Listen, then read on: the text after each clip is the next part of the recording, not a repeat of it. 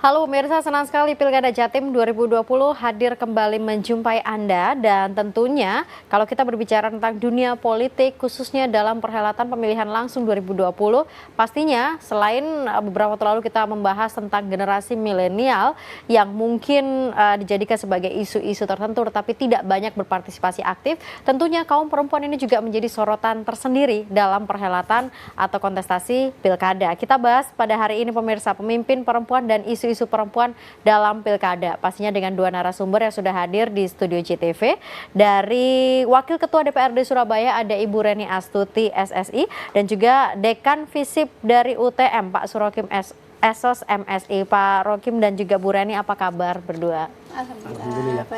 Baik, sehat semuanya. Terima kasih sudah berkenan hadir meskipun memang di luar sana masih banyak pemberitaan terkait dengan kondisi sekarang, tetapi kita berharap semuanya tetap dalam kondisi sehat. Kita bicara tentang isu perempuan dan juga pemimpin perempuan. Saya mungkin ke Bu Reni dulu. Bu Reni sebagai politisi perempuan menanggapinya gimana ya? Karena kita berbicara tentang politik praktis, harus bertarung juga dengan yang didominasi oleh laki-laki.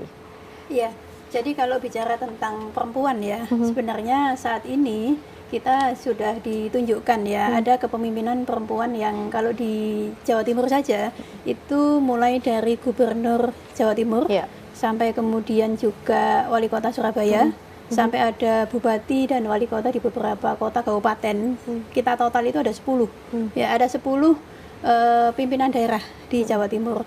Kemudian kita juga bisa melihat menteri ya, perempuan, mulai dari ada Menteri Luar Negeri, Ekonomi, Keuangan itu, kemudian juga Bu Susi ya, Menteri Kelautan ya, dan beberapa sebelumnya juga sekarang ada Menteri Tenaga Kerja gitu ya. Jadi bicara tentang pemimpin perempuan, sesuatu yang saat ini sudah tidak lagi orang kemudian apa namanya sudah cukup aware gitu ya, ada aware. Nah, saya melihatnya di sini lebih kepada sisi kemudian bagaimana rekam jejak ya. Jadi kita saat ini ditunjukkan, ditampilkan ada sebuah rekam jejak dari kepemimpinan perempuan, baik itu dari menteri atau mungkin juga dari pimpinan daerah, itu yang memiliki tanggung jawab dan memiliki prestasi yang baik. Tapi kalau dikatakan prosentase, Bu Reni, apakah boleh dikatakan ini sudah mumpuni? Karena banyak yang mengatakan kalau dari sisi prosentase belum mencapai afirmasi perempuan. Iya, kalau terkait dengan prosentase, kalau kita menggunakan afirmasi 30% di DPRD, ya contoh misalkan di DPRD Surabaya sudah terpenuhi, tapi tidak kemudian di DPRD lainnya gitu ya. Tapi kalau kita melihat pada sebuah progres, kepercayaan publik terhadap kepemimpinan perempuan itu mulai muncul begitu. Oke, saya melihat ke Pak Rokim dulu sebagai pengamat atau sebagai akademisi, melihat fenomena tentang perempuan dalam perhelatan pilkada atau dunia politik ini gimana? Ya, sebagaimana banyak diprediksi oleh para futurolog, jadi peran perempuan memang tren di seluruh dunia sedang naik. Lalu direspon juga oleh Indonesia melalui afirmasi regulasi. Seperti 30% ketentuan itu, kendati secara kuantitas tadi disebut Bu Reni belum sampai itu, bahkan di berbagai daerah itu 10% saja sudah bagus ya, tapi untungnya tertutup oleh kualitas dan saya percaya jadi meskipun sedikit yang maju tetapi itu dipastikan itu berkualitas. Ya seperti pemilihan gubernur aja, berapa yang kandidat perempuan yang maju, untungnya ada yang jadi ya, dan kebetulan di Jawa Timur. Itu contoh kecil saja, bahwa memang butuh waktu, dan kesadaran politik itu tumbuh seiring dengan majunya salah satu indikator majunya pendidikan, pengetahuan. Jadi saya percaya kalau kian masif pendidikan yang bisa diakses oleh para perempuan di Indonesia, lalu kemudian bisa menemukan kesadaran politik itu, saya rasa akan lebih banyak yang tertarik ya masuk ke dunia politik. Kendati memang tidak mudah karena harus berhadapan dengan kendala struktur dan budaya yang memang sudah cukup lama ya, menghimpit perempuan Indonesia. Tapi melihat apa yang terjadi perkembangan di berbagai wilayah urban, kita bisa punya sedikit ya ini ada harapan gitu ya, bahwa politisi-politisi perempuan yang sekarang sedang memainkan peran baik di jabatan publik di legislatif maupun eksekutif, menurut saya sudah on the track ya. Tinggal meningkatkan quantity ini menurut saya. Government juga problemnya sama. Nah, ini kan kalau kita lihat tantangan dan kendala calon perempuan ini ada politik dinasti, istri, anak, kakak, adik, incumbent, kasus OTT, korupsi, termasuk juga hubungan dengan stakeholder, Forkopimda, Parpol, DPRD, Pak Rokim. Ya memang faktualnya memang politik kita masih patriarki banget.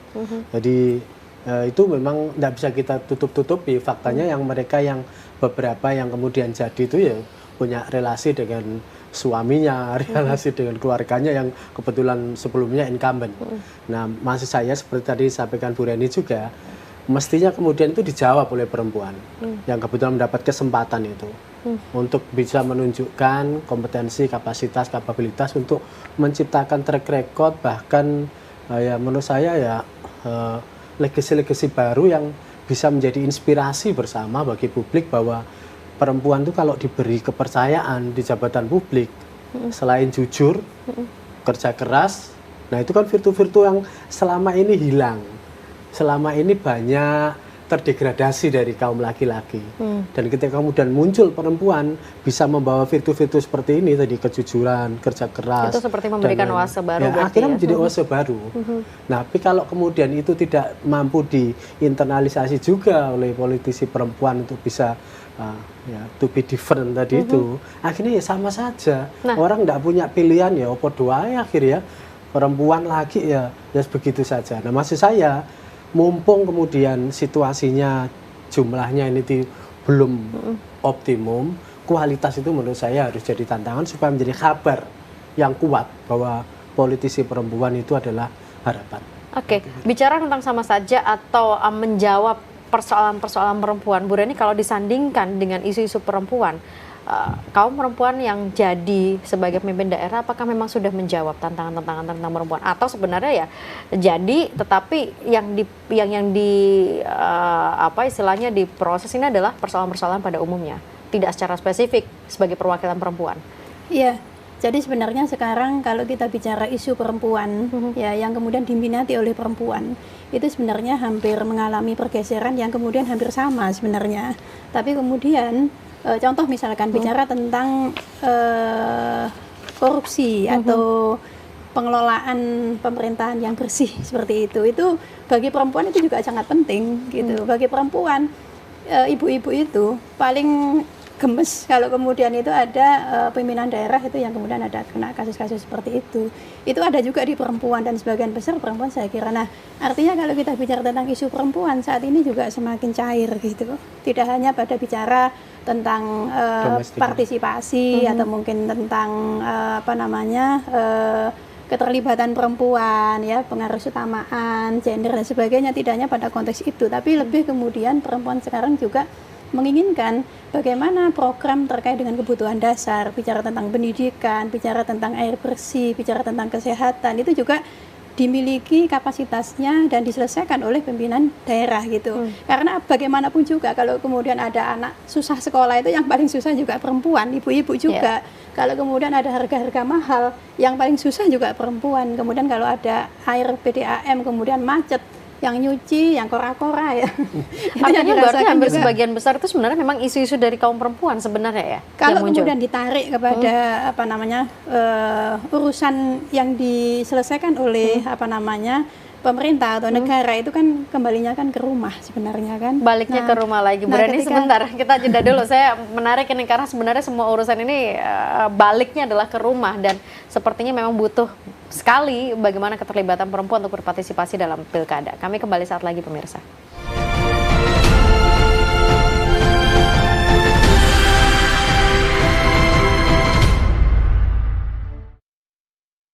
Ya, Anda kembali bersama dengan kami pemirsa, dan saya mungkin coba akan menghadirkan terlebih dahulu apa sih isu-isu perempuan, anak dan juga gender yang mungkin ini juga menjadi salah satu perjuangan ketika ada kaum perempuan yang maju dalam kontestasi pemilihan langsung. Kita boleh berkata ada isu untuk melindungi perempuan dan juga anak Indonesia, kemudian menurunkan angka kemiskinan perempuan, menghapus kekerasan dan perdagangan terhadap perempuan dan anak, meningkatkan kesejahteraan dan kualitas hidup perempuan dan anak. Nah, saya kembali ke Bu Reni. Bu Reni, ini semua kan sebenarnya muaranya lagi-lagi balik ke rumah. Artinya isu-isu itu adalah isu-isu yang sangat dekat dengan kaum perempuan.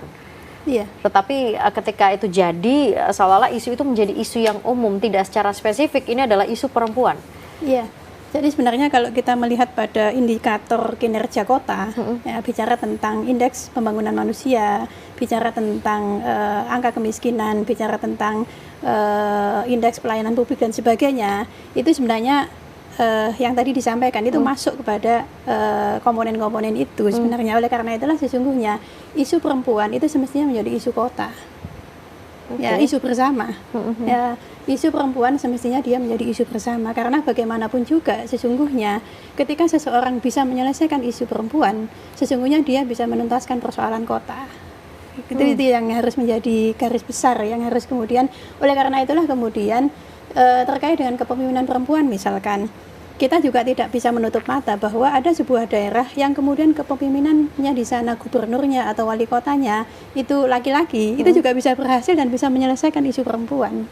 Gitu. Oleh karena itulah kemudian ketika perempuan diberi kesempatan ya berada pada wilayah ranah publik, ya apakah itu kemudian menjadi dewan ataukah itu kemudian menjadi pimpinan daerah, ya maka ini menjadi sebuah tanggung jawab yang tadi disampaikan Pak Rokim untuk kemudian bisa menuntaskan gitu, untuk menuntaskan persoalan-persoalan itu. Lantas apa yang kemudian menjadi different, pembeda? Karena tadi dikatakan gubernur wali kotanya laki-laki, ternyata juga bisa menyelesaikan isu perempuan. Apa yang membuat pembeda antara perempuan dan laki-laki ketika menjabat atau memimpin di sebuah pilkada? Nah, gini, jadi perempuan itu dia punya karakter yang multitasking misalkan. Kemudian kadang perempuan itu juga punya karakter itu ingin cepat semuanya itu segera selesai, nggak ditunda-tunda. Karena urusannya perempuan itu kan kadang di rumah juga banyak, ya nggak ditunda-tunda, cepat intinya. Nah, cara kerja, cara pengelolaan, kemudian penuntasan persoalan, saya kira di sini perempuan punya karakter yang khusus gitu ya untuk menyelesaikan itu. Kemudian pola-pola pendekatan yang dilakukan ya ke masyarakat untuk hal-hal yang sifatnya detail itu biasanya perempuan cukup memperhatikan itu, dan saya kira kota ke depan, daerah ke depan memang butuh sentuhan-sentuhan yang sifatnya detail-detail seperti itu. Oke, Mbak Rokim ada tanggapan bahwa ternyata semua itu larinya balik lagi kepada isu-isu perempuan untuk isu-isu kota? Ya biasanya para ahli sih memandangnya tidak dikotomis begitu ya, bahwa ini ya komplementer, seperti sebuah sayap gitu. Kalau yang satu sini maskulin laki-laki, mestinya femininnya sini. Nah, yang kalau sini itu enggak, gerakannya tidak seimbang dengan yang ada di sebelah kanan, ya itu kemudian menjadi problematik.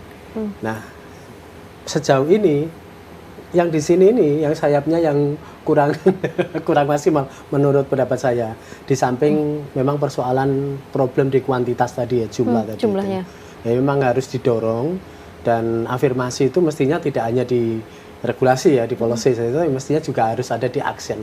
Actionnya ini yang butuh konsolidasi penuh, khususnya dari pengkaderan menurut saya. Karena faktanya memang kalau kita melihat anak milenial yang tertarik untuk masuk ke dalam jabatan publik khususnya di bidang politik itu sangat rendah.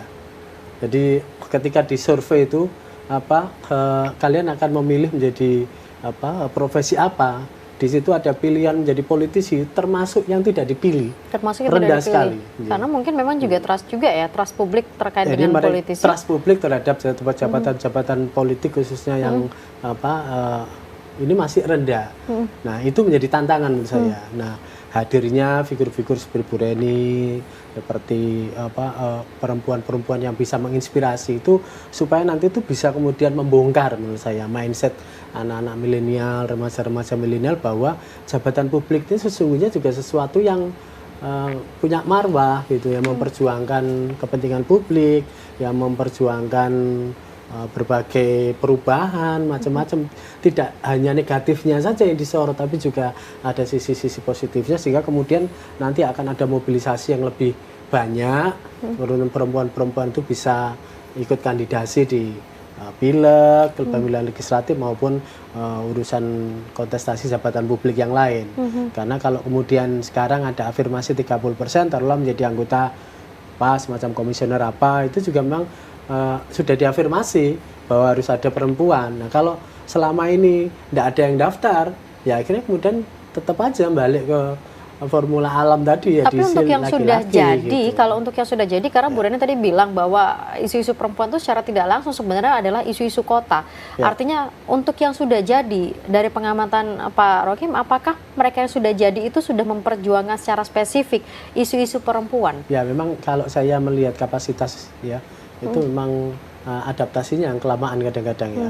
Jadi sebenarnya butuh ini semacam kayak komunikasi internal di antara semacam kaukus-kaukus gitu yang di dewan itu yang bisa meningkatkan kapasitas dan sehingga kemudian proses adaptasi itu tidak harus lama sehingga penugasan itu kemudian bisa setel kenceng gitu menurut saya itu. Nah faktanya memang sejauh ini untuk melakukan rekrutmen terhadap perempuan-perempuan potensial untuk bisa masuk ke dalam jabatan publik itu ya tidak mudah juga. Buktinya kuota-kuota partai politik untuk pileg itu juga banyak yang tidak terpenuhi kan? Banyak yang tidak terpilih dan kadang-kadang dan kemudian hanya sekedar ya? memenuhi formalitas gitu aja, dan tempat-tempatnya di bawah nomor 4, 5, 6 gitu. Sementara yang nomor 1, 2 seperti Bu Reni ini ya bisa dihitung dengan jari yang jadi-jadi itu aja. Tapi alhamdulillah ya, faktanya yang di urban, di wilayah perkotaan sudah mulai pergeseran yang bagus menurut saya, dan kendati memang ya laki-laki memang masih ada hubungan paternalistik, tapi oke lah menurut saya itu sebagai sebuah pematik gitu. Saya berharap memang ke depan partai-partai politik lebih banyak terbuka dan serius untuk melakukan penjaringan kaderisasi dari perempuan yang sensitivitas gender itu antara orang laki dan perempuan tuh beda. Beda ya. Regulasi itu juga kadang-kadang ya memang butuh sentuhan begitu tuh. Bayangkan kayak kita sekarang lagi tren di Surabaya menjadi kota smart city. Nah, smart city sandingannya apa? Ya kota ramah anak. Sementara yang bisa memahami tentang faktor-faktor seperti itu ya dari perempuan. Bagaimana bisa kota ini bisa menyediakan berbagai fasilitas yang memang pro anak. Kita sih sekarang mana punya rehabilitasi terkait dengan penanganan kejahatan anak-anak atau anak-anak yang korban trafficking dan lain-lain itu. Kalau itu bapak-bapak mungkin out of mind itu. Nah, artinya berarti benar nggak Bu Reni kalau yang disampaikan itu berarti kan kita bisa tarik benang merah bahwa kalau sudah jadi politisi perempuan ini pun bisa dikatakan hampir jarang atau kurang perjuangannya untuk mengusung isu-isu perempuan. Padahal seharusnya punya sensitivitas yang tinggi untuk urusan-urusan gitu. Ya. Itu saya kira harus terus diperkuat ya. Tapi faktanya gimana yang Bu Reni lihat? Apa memang benar bahwa pemimpin perempuan kalau sudah jadi ya mungkin karena tergerus maskulinitas dalam dunia politik jadi isu-isu perempuan juga terlupakan? Karena persoalan-persoalan yang sifatnya umum itu belum selesai gitu. Saya melihatnya begitu. Contoh misalkan tentang kota, kita bicara tentang infrastruktur misalkan. Kalau bicara Surabaya, bicara tentang infrastruktur, itu kan prioritasnya saat ini adalah pemerataan infrastruktur yang konektif dan integratif gitu. Nah ini kan memang belum ya bicara tentang drainase misalkan, drainase kita belum tuntas sampai ke perkampungan-perkampungan. Jadi ada persoalan-persoalan seperti itu yang kemudian terbawa ya, kemudian ke sana gitu, sehingga kemudian hal yang sifatnya detail ya terkait dengan persoalan-persoalan perempuan. Mungkin kalau bicara tentang yang trafficking gitu-gitu memang udah muncul itu seperti itu yang sifatnya umum ya, dan sudah menjadi isu yang cukup rame, itu diperhatikan. Kemudian ada juga misalkan perda tentang perlindungan anak, ramah anak dan sebagainya, sifatnya umum ada, tapi yang kemudian lebih detail lagi, yang lebih komponen-komponen detail, saya kira ini menjadi PR lah buat siapa saja nantinya itu untuk kemudian menuntaskan itu dengan tidak meninggalkan persoalan-persoalan yang tadi memang belum tuntas. Oke, yang tadi memang belum tuntas. Tapi sebenarnya isu perempuan itu prioritasnya gimana? Kalau kita berbicara tentang isu yang umum atau kota begitu ya, dengan isu perempuan, apakah memang ya kita mengetahui bahwa isu perempuan mungkin berada di bawahnya dari isu-isu kota atau isu-isu umum? Ya, jadi kalau di dalam pemerintah daerah itu kan ada urusan yang bersifat wajib dan ada urusan yang bersifat pilihan begitu ya.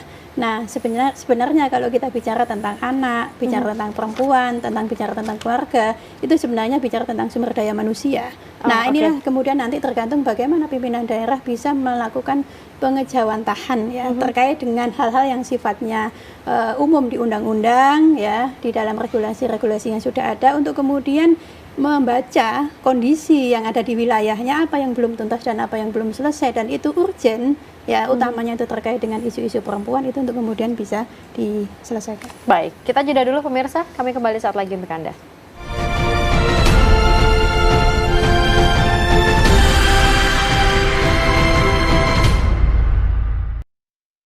Ya, pemirsa, Anda kembali bersama dengan kami. Beberapa grafis tadi memang sudah kami hadirkan untuk Anda, dan kalau saya boleh mengulang kembali, termasuk juga salah satunya akan kami munculkan, pemimpin perempuan yang ada di Jawa Timur.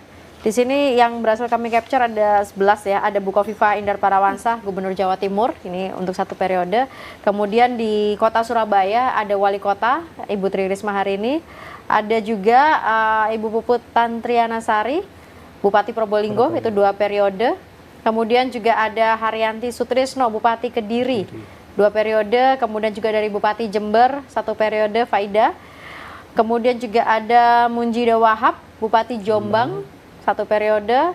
Dari Batu, Wali Kota Dewanti Rumpoko, 1 periode. Kemudian Bojonegoro, Bupati Anam Muawana. Dan juga Wali Kota Mojokerto, Ika Puspitasari. Wakil Bupati Lamongan ada Kartika Hidayati, dan juga Indaraya Ayu Miko Saputri, Wakil Wali Kota Madiun. Dan tentunya juga masih ada banyak lagi yang rencananya akan maju dalam perhelatan di 19 kabupaten kota, sambil menunggu nanti penetapan KPU seberapa banyak kandidat perempuan ini akan mengisi calon wakil calon wali kota atau wakil wali kota, ataupun juga calon bupati, wakil bupati. Nah, salah satu yang menarik tadi dikatakan terkait dengan kasus-kasus korupsi juga, Pak Rokim. Artinya secara teori dulu dikatakan pemimpin perempuan itu bisa steril dari kasus korupsi, tapi kenyataannya juga berbicara lain. Toh ada juga yang tertangkap. Ini kita bagaimana kondisi melihatnya? Ya, situasinya kan memang tidak sesederhana yang kita bayangkan ya. Kadang-kadang sangat kompleks seperti itu. Maka memang basis pertahanan paling akhir itu ya pribadi, figur. Makanya saya selalu mengatakan, di saat kemudian jumlah belum memenuhi 30%, maka satu-satunya ya cara untuk kemudian bisa menesonding reputasi politisi perempuan ya kualitas. Dalam bahasa saya menjadi superwoman plus itu. Gimana caranya politisi-politisi perempuan yang sekarang kemudian diberi kepercayaan oleh publik itu bisa menjawab itu dengan, ya istilahnya dalam bahasa maskulin itu gagah berani gitu. Ya. Kita di Surabaya aja baru melihat mungkin Bu Reni saja. Secara personal saya bisa menilai itu. Yang lain-lain juga belum terlihat kan. Di provinsi, di pusat juga.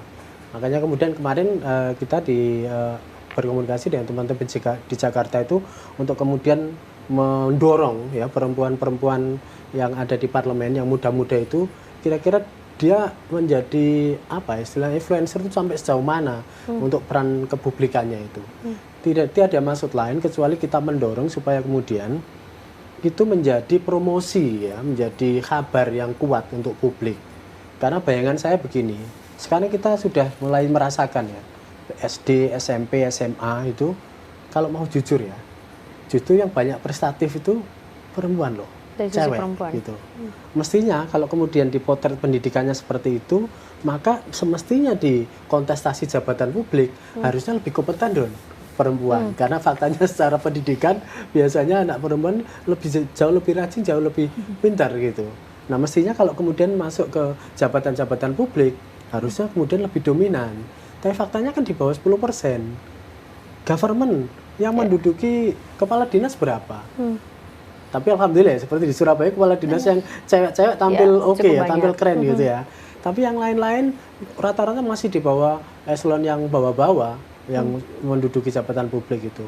Jadi menurut saya memang harus ada konsolidasi yang kuat lagi ya, khususnya untuk mendorong. Makanya saya juga agak miris juga kalau lihat data milenial itu. Gimana ya anak-anak milenial itu kemudian bisa tertarik untuk masuk ke kontestasi jabatan-jabatan publik. Jadi milenialnya kurang, perempuannya pun juga kurang, padahal banyak isu yang seharusnya mereka butuh untuk masuk ke dunia politik maksud saya. Tapi karena ya mereka masih menganggap bahwa dunia ini itu menurut mereka itu masih terlalu culas ya, bahasa lugasnya mereka seperti itu. Padahal di sini kan juga perlu kalau dari sisi perempuan, banyak pahlawan-pahlawan baru. Kalau dari sisi perempuan, Pak Rocky mengcapture-nya gimana? Kalau culas berarti kan mungkin dengan menggunakan bahasa milenial begitu ya. Kalau dari sisi perempuan, apa yang membuat perempuan ini masih enggan masuk dalam politik? Memang soal urusan akses lelaki kapasitas kah? ya. Oh, oke. Nomor satu menurut saya itu akses. Kalau soal biaya itu kan semua orang bukan rahasia umum ya. Dan sebenarnya itu tidak bisa dijadikan alasan juga ya soal high cost itu ya. Karena memang faktanya ada banyak juga politisi-politisi yang kemudian dengan kapasitas, dengan kompetensi itu kemudian bisa mengcover itu gitu. Nah, menurut saya yang harus dikampanyekan ke mereka ini adalah ini jabatan publik yang perlu kehadiran teman-teman perempuan. Nah, kalau kemudian teman-teman perempuan tidak ada yang inisiatif untuk ikut kontestasi di jabatan publik ini, maka ya jangan disalahkan kemudian sangat maskulin di sana itu loh. Gitu loh persoalannya. Karena memang tidak ada. Karena memang tidak ada. Karena tidak ada support dari lini ini gitu. Nah, tapi kemarin kita juga lihat pencalekan sudah mulai banyak ya. Tapi kemudian yang jadi itu yang menjadi lebih rendah lagi. Jadi ya, apalagi kalau mungkin dari data ya juga ya, calon yang mengusung isu perempuan dan anak dari sejak kita mengcapture dari Pilkada 2017 hanya 12 dari 23 calon terpilih. Pilkada 2015 yang sebelumnya itu hanya 17 dari 45 calon. Di 2018 diikuti 101 perempuan dari total 1.140 pendaftar. Jadi 10% saja. Sumbernya dari Perludem. Iya, jadi sangat-sangat minim sekali, Bu Reni. Bahkan kalau misalnya ada yang kemudian bergabung dalam dunia politik, pasti tudingannya adalah politik dinasti. Kalau nggak karena suaminya, ya mungkin karena keluarganya pejabat. Jadi ya mau tidak mau ikut gitu perempuan. Iya.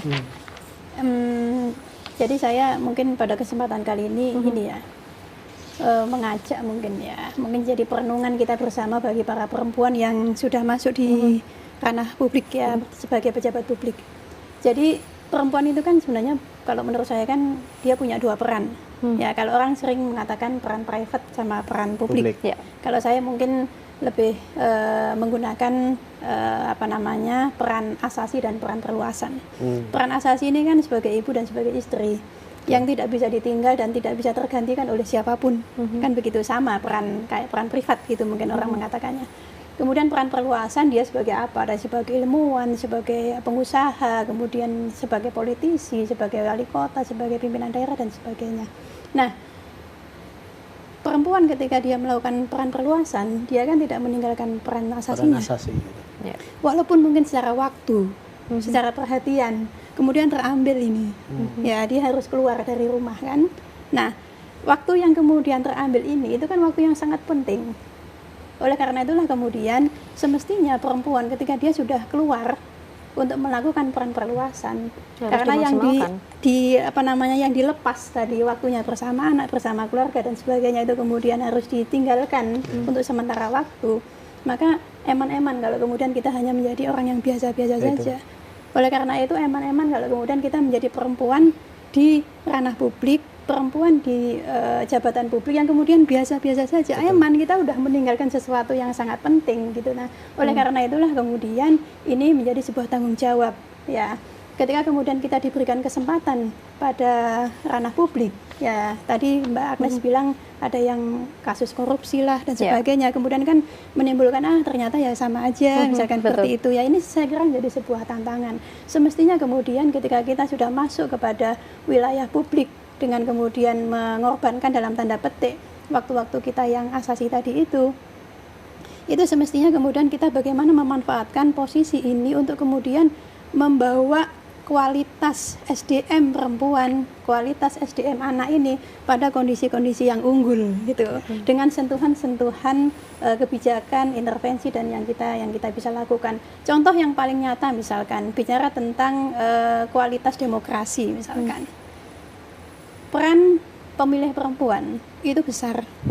Ya, bahkan partisipasinya lebih tinggi daripada peran pemilih laki-laki. Nah, disinilah kemudian kita perlu melakukan juga edukasi kepada perempuan dalam konteks ini untuk kemudian benar-benar bisa memilih, benar-benar bisa berpartisipasi di kotanya, benar-benar bisa berperan di masyarakat gitu ya. Ketika dia memiliki figur, ada pimpinannya kemudian perempuan dan bisa menjadi contoh gitu ya, maka perempuan-perempuan di kota ini pun juga akan terbawa gitu untuk benar-benar dia bisa menjadikan perannya di masing-masing, apakah dia menjadi kader di kampungnya, dia menjadi untuk kemudian sama-sama ikut melakukan edukasi sehingga kemudian secara langsung tidak langsung kualitas demokrasi kita ke depan akan semakin bagus dan itu kita punya kontribusi di sana. Baik, kita bicara tentang kualitas demokrasi, bahkan sempat disinggung terkait dengan pemilih perempuan. Nanti kita coba akan hadirkan grafis datanya pemirsa. Kita jeda dulu, kami kembali saat lagi.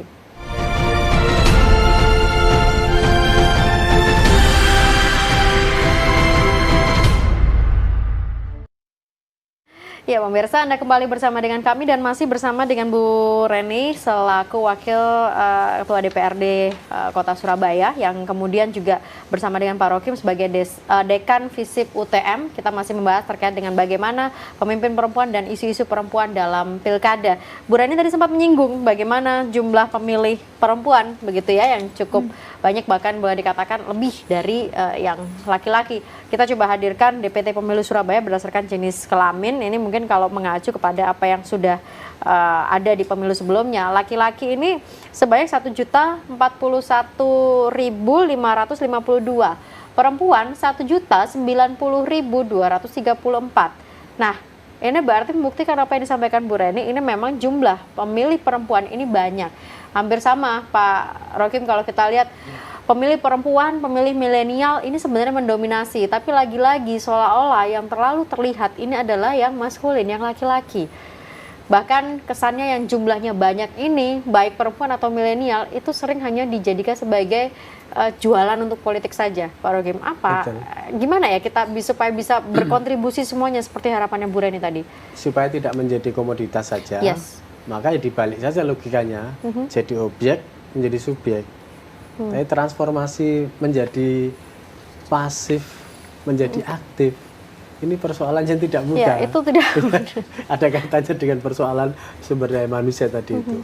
Kesadaran, terutama kesadaran politik itu menurut saya paling penting untuk kemudian terus diintrodusir kepada perempuan ya, bahwa istilahnya mereka itu jangan sampai tetap menjadi pemilih yang emosional.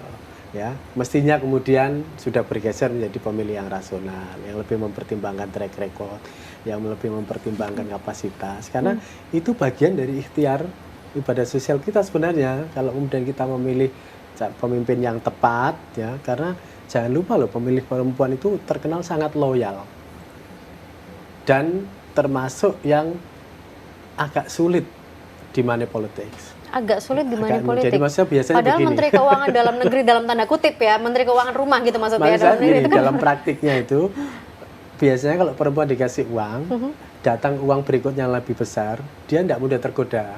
Beda kalau sama yang laki-laki ini ya, yang datang lebih besar diterima aja. Ya, itu sudah rahasia umum ya di politik seperti itu. Sehingga biasanya wanita itu loyalitasnya lebih tinggi dan apalagi tingkat partisipasi di pemilu juga lebih tinggi lah. Kalau kemudian bisa dibarengi itu dengan peningkatan kapasitas dari objek menjadi subjek, dari pasif menjadi aktif, dari pemilih emosional tradisional menjadi pemilih yang rasional begitu, ya akan meningkat ini kualitas politik kita ini. Insya Allah, karena jumlahnya juga cukup signifikan kan. Artinya ya masa kemudian hanya menjadi follower aja gitu. Mestinya ya saya memilih ini tuh pertimbangannya, taruhlah ada pertimbangan sosiologis begitu, tapi yang rasional ini gitu loh. Tambahannya itu ya seperti ini gitu.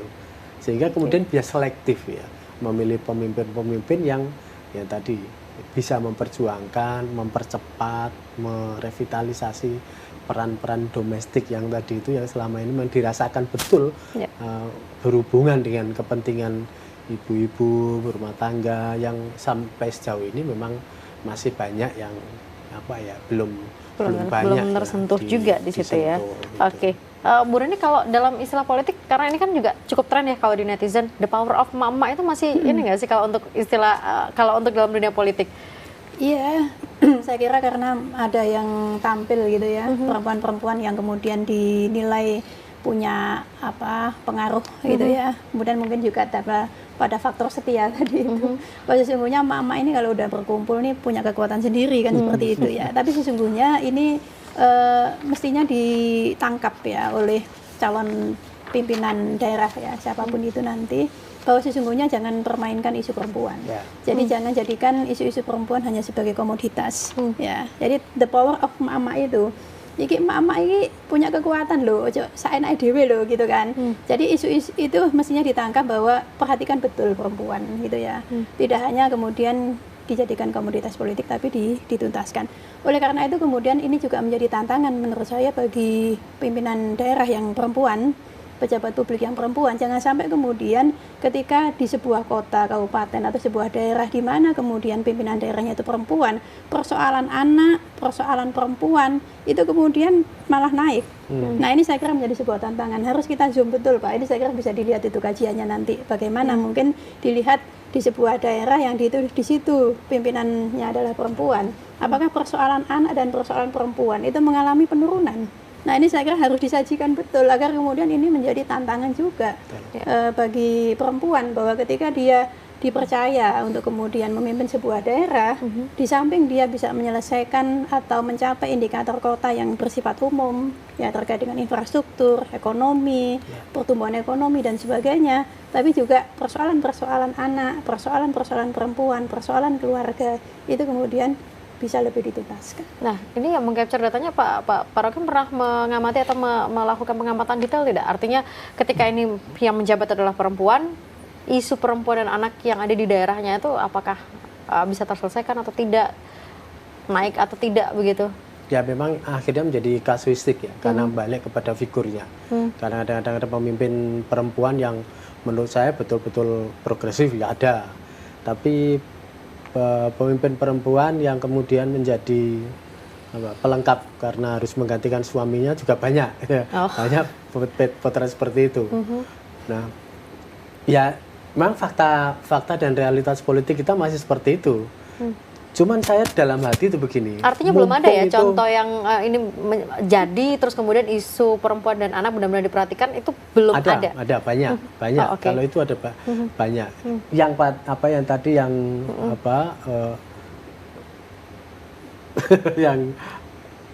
yang turun juga banyak. Tapi yang potret-potret seperti ini dalam bahasa saya selalu saya sebut ya itulah kepemimpinan inspiring. Yang itu akan bisa mengkabarkan, akan menjadi kabar yang indah ya untuk pemilih, karena faktanya memang ya harus diakui ya, ada beberapa pemimpin perempuan juga yang kemudian menimbulkan kecewaan di voters. Ada beberapa daerah di Jawa Timur itu kita juga bisa melihat faktanya seperti itu. Nah itu tadi mungkin yang dikatakan oleh Bu Reni, mungkin lupa terkait dengan persoalan tadi itu, persoalan dia sudah kadung masuk di jabatan publik, sudah mengorbankan kepentingan domestik asasi tadi itu, lalu tidak maksimal di sini ini. Itu yang betul-betul eman ya menurut saya, karena memang perempuan sedang butuh kekuatan, jumlah belum mampu dipenuhi 30%. Satu-satunya alternatif yang mau meningkatkan kualitas dan kompetensi tadi itu, sehingga menurut saya ya rasanya sebagai voter ini rasanya kok kalau kemudian ada pemimpin perempuan lalu biasa-biasa saja, rasa-rasanya kan ya patut sedih saya. Tapi kalau bisa melihat seperti Bu Risma yang 82% tingkat kepuasan masyarakat kotanya, lalu Bu Khofifa yang sangat akseleratif, progresif begitu, itu rasa-rasanya kemudian kita sebagai voters itu tidak salah pilih loh sebenarnya kita itu. Artinya ini loh orang-orang yang kemudian dalam bahasa Bu Reni tadi bisa plus urusan domestik ditambah perluasan ya rasa-rasanya ya ini superwoman yang dibutuhkan dalam situasi di mana politik sangat maskulin ini gitu. Baik, kita jeda dulu, nanti kita juga akan bahas ada nggak sih beda yang signifikan ketika sebuah daerah itu dipimpin laki-laki dan sebuah daerah itu dipimpin oleh perempuan, termasuk juga mungkin mengcapture beberapa daerah yang saat ini sudah dipimpin oleh kaum perempuan. Kami kembali saat lagi.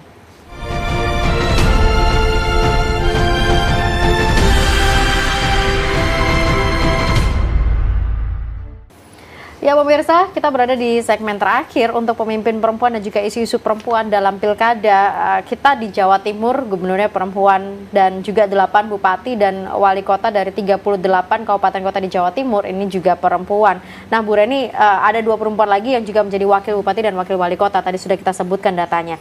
Apa pengaruhnya dalam konfigurasi politik dan juga kesejahteraan masyarakat? Artinya ini kita berbicara dengan fakta selama mungkin yang sudah terpantau oleh Bu Reni sejauh mereka menjabat dan memimpin daerah masing-masing. Iya, mungkin saya nyontohkan Surabaya ya, boleh. Soalnya yang saya tahu. Yes, karena Bu Reni dari Surabaya. Dari Surabaya langsung ya. Jadi kalau mungkin saya masih melihatnya secara umum ya, secara umum. Nanti kalau terkait dengan khusus tentang anak dan perempuan mungkin nanti juga ada.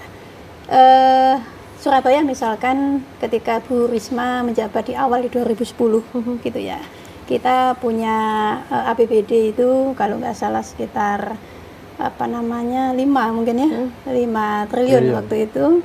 Kemudian pada saat ini kita di angka 10 ya, secara kinerja keuangan ekonomi daerah saya kira ini mengalami peningkatan. Nah, peningkatan ini kemudian juga berdampak kepada variasi program. Ya, kalau kita bicara tentang postur APBD semakin besar, maka semakin besar juga kemampuan bagi daerah untuk kemudian membuat ya sebuah program-program. Nah, kita melihat di sini pada sisi yang terkait dengan perempuan dan anak ya. Itu ada penambahan pada sisi pendidikan misalkan. Bu Risma di sini sebagai apakah karena beliau perempuan ya, ataukah karena memang ini menjadi kebutuhan ya untuk warga. Tapi yang kita lihat fakta yang ada adalah sarana prasarana misalkan bicara tentang untuk anak itu bertambah ya. Contoh misalkan taman bermain yang ada di wilayah-wilayah kelurahan, lapangan futsal dan sebagainya itu sesungguhnya sasarannya kan juga untuk anak-anak. Gitu. Kemudian infrastruktur yang ada di eks lokalisasi Doli ya, saya lihat juga banyak kemudian ada taman bermain, ada lapangan futsal, kemudian ada tempat belajar, ada taman bacaan yang arahnya juga itu kemudian ke perempuan. Kemudian juga kepesertaan warga perempuan ya. Sebagai kelompok tertentu yang turut serta di dalam program-program pemerintah kota sebagai ujung tombak, misalkan ada kader Bumante, ada kader PSM gitu ya, ada kader-kader yang ada di masyarakat atau mungkin pahlawan ekonomi dan sebagainya, itu semangat partisipasi perempuan ini semakin meningkat saya melihatnya ya. Jadi partisipasi masyarakat untuk turut serta di dalam kegiatan-kegiatan kelurahan, kegiatan kecamatan, kegiatan pemerintah itu terpanggil gitu ya. Jadi benar-benar ada pengaruhnya ya dalam konfigurasi politik dan juga kesejahteraan dalam bidang masyarakat. Dalam bidang lingkungan juga terkait dengan bank sampah dan sebagainya. Kalau bicara tentang kesejahteraan saya melihatnya juga contoh misalkan peningkatan terkait dengan bantuan permakanan. Kalau bicara tentang bantuan permakanan itu sesungguhnya kan aspeknya kan aspek rumah gitu. Bagaimana kemudian membantu orang jangan sampai nggak bisa makan ya karena dia kemudian nggak mampu ya. Pada kondisi ini kan sangat-sangat detail saya melihat. Kemudian untuk anak yatim. Nah, ini saya kira adalah perubahan-perubahan seperti itu yang memang saya kira itu perlu kita apresiasi lah. Hanya saja memang bukan berarti kemudian persoalan itu semuanya sudah tuntas. Masih ada banyak contoh lagi misalkan masih ada kriminal anak, ya penjabretan, begal, itu ada beberapa itu yang dilakukan oleh remaja misalkan ya, itu saya kira menjadi tantangan. Kemudian narkoba, ya anak-anak kita masih ada. Dan yang kena rehabilitasi anak pun juga belum ada anak, ya di Surabaya. Nah, rehabilitasi anak yang khusus juga belum ada. Walaupun memang ini saya kira perlu, walaupun namanya tidak harus rehabilitasi, tapi ada sih tempatnya, tapi masih kapasitasnya masih sangat sedikit. Baik. Nah, Pak Rokim terakhir mungkin artinya begini. Ada nggak sih pembeda ketika ini dipimpin oleh laki-laki dan ini dipimpin oleh perempuan? Mestinya kalau kemudian lihat konsep superwoman tadi itu, mestinya perempuan itu kalau diberi kesempatan, menurut saya itu jauh lebih super menurut saya, karena dia bisa menyelesaikan urusan domestiknya, ditambah perluasan tadi yang sebagaimana dikonsepsikan Bu Reni itu, sehingga terhadap para politisi siapapun yang sekarang dipercaya memegang jabatan publik, menurut saya jangan menggunakan mindset menjadi pelengkap. Itu yang saya ingin pesankan betul. Kalau hanya menjadi pelengkap, follower saja, tidak menjadi inisiator ya seperti Bu Reni seperti ini, akhirnya ya sudah jumlah kalah gitu, jumlah kualitasnya kalah, ya sudah lengkap gitu. Sehingga saya berharap politisi muda ya, dia Sudarso seperti Mbak Cici dan lain-lain yang masih muda-muda itu ya semestinya bisa seperti Bu Reni lah, paling tidak inisiatifnya ada, kreasinya ada, inovasinya ada, sehingga betul-betul keberadaannya itu dilihat oleh publik bahwa tidak menjadi pelengkap. Mereka betul-betul bisa menjadi inspiring lah, bahasa saya, politisi-politisi yang tidak biasa, karena jumlahnya memang tidak biasa. Jadi kalau hanya pelengkap saja seperti itu, maka rasanya butuh lama lagi kita akan bisa mengejar 30% tadi itu. Ya, nah, jadi mumpung harus... belum sampai 30% itu, yuklah para politisi, siapapun perempuan yang mendapat kesempatan di jabatan publik, jadilah politisi, jadilah pejabat publik yang tidak biasa. Mudah-mudahan ini bisa nanti tercermin bagaimana nanti di pemilihan serentak di 19 kabupaten kota yang ada di Jawa Timur, dan baik dari sisi calon-calon perempuannya juga bermunculan, pemilih perempuannya pun juga bisa berpartisipasi dalam pesta demokrasi tersebut. Pak Rokim, terima kasih banyak. Bu Reni, terima kasih, sukses selalu. Dan pemirsa, kita ketemu lagi di Pilkada Jatim 2020 mendatang. Saya Agnes pamit, sampai jumpa.